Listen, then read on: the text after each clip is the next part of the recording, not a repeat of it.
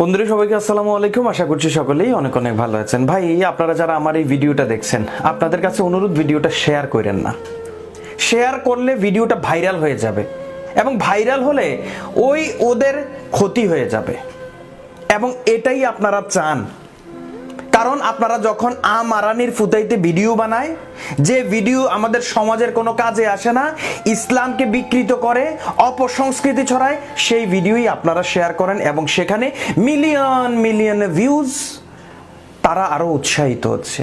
আর আজকে যখন বাংলাদেশের মুসলমান ওই যে সৌদি আরবের মাটিতে হজ করতে যাবে, তাদের বিমান ভাড়া ধার্য করা হয়ে গেছে 1,96,000, আর যারা উমরা পালন করতে যাবে তাদের বিমান ভাড়া ধরা হয়েছে কত?